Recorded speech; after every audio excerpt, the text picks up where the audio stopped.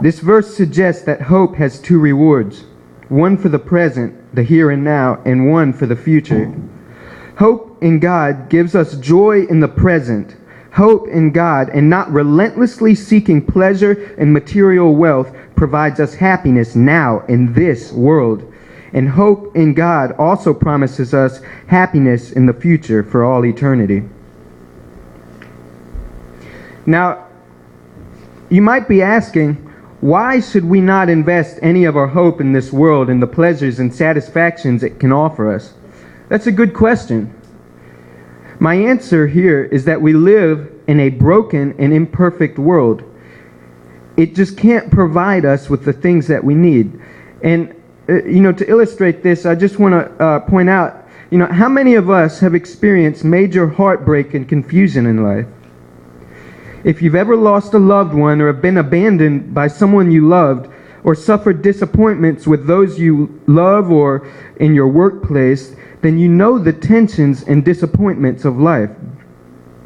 Perhaps you are standing at the altar with the person with whom you thought you would spend the rest of your life with, but the rest of your life turned out to be only years or even months.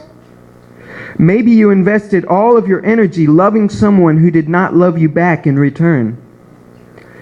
Perhaps you spent your younger life preparing for a particular career, working as hard as you could, but then you find yourself at the end of the day flipping hamburgers at McDonald's. Maybe you thought life would turn out a certain way, and then disaster strikes, and all of your best laid plans go astray.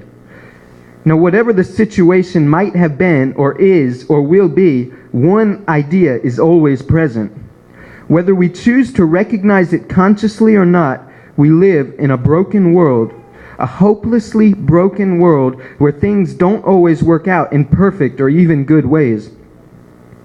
So you might be asking, if we live in a broken, unpredictable, and uncontrollable world, why should I go to work every day?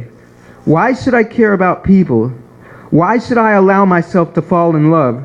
Why should I pursue my dreams if in the end I might not reach them? By asking this question, we stumble upon the most significant question in life. How do we keep hope? How do we love each other and care for each other in a hopelessly broken, imperfect world? And this brings us to hope. How can we achieve hope? For without hope, nothing is permanent, nothing will last. Now, one definition of hope, or we might say, is that hope should be centered on the person or thing or things in which your expectations for the future are centered.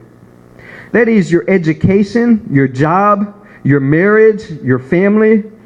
You might be investing your hope in going to college or getting a good job, finding the right person to marry, or starting a family. You might invest your hope in becoming the best at something, in personal growth or in writing a book, in achieving goals or in starting a church or excelling at sports.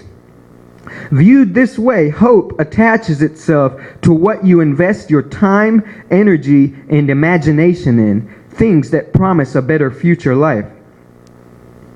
Metaphorically, we might say that hope is a ladder we climb to reach the things we yearn for. When we are young, we lean that ladder against our parents, our community, our school, and our teachers. We trust that they will provide a steady basis and allow us to climb the ladder to obtain our life goals. As we age, we might lean the ladder against a girl or boyfriend, or against our careers, or against secular values. But because our ladder's resting points remain part of our broken world, they can and often will fail us. They may appear at first solid and substantial, but they are in fact as fragile and impermanent as the world itself.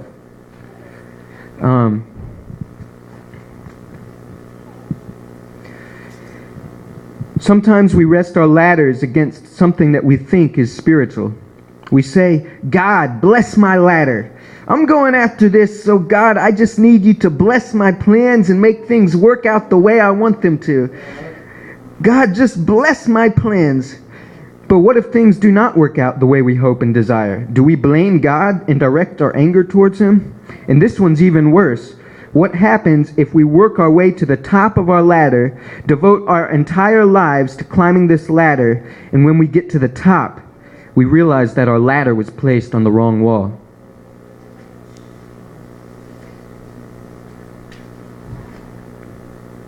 Another funny thing about hope is that we don't really think about it usually until we are feeling hopeless. We find ourselves at the end of the day saying, "Why am I alone? Why did that person leave me?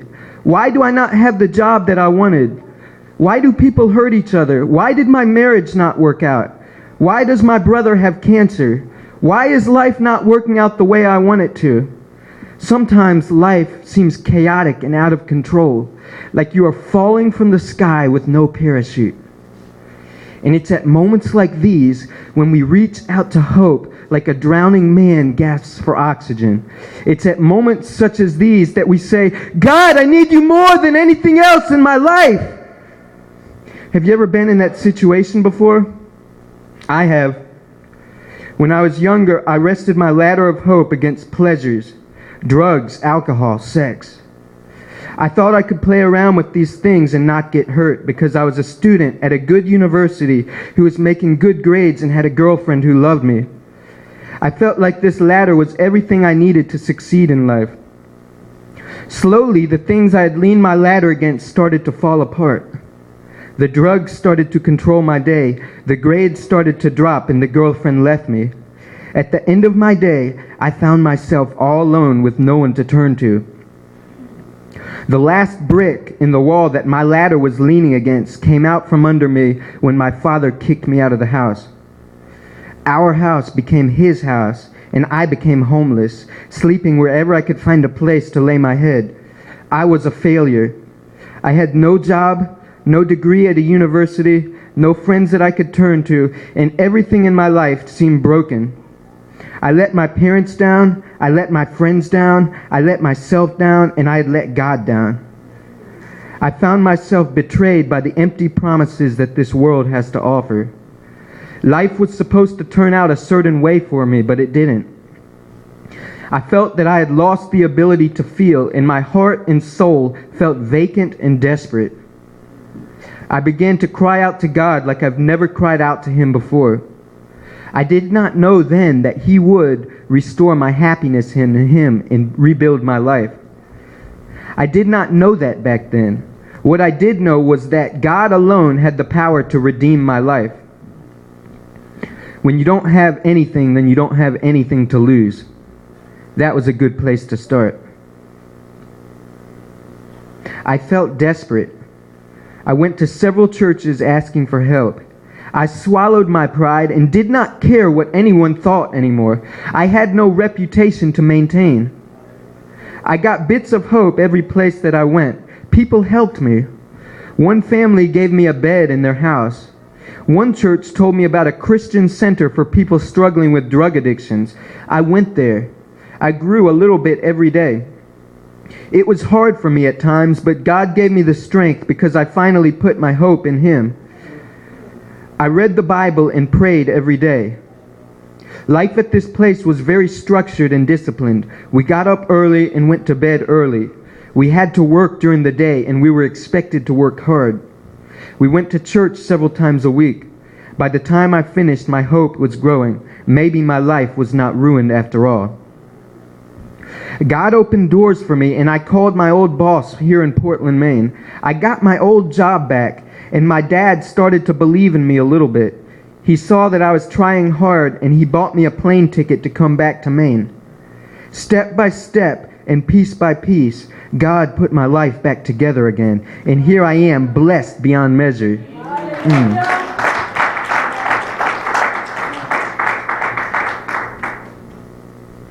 I have a quiet, simple life that I am very proud of. My family now respects me, and my dad is now my friend. I know God's love. I am deeply committed to Him and will be for the rest of my life. This world is broken, but God is perfect. Amen, amen. But all of these blessings came out of that deep place of pain I was in. God had to teach me that the things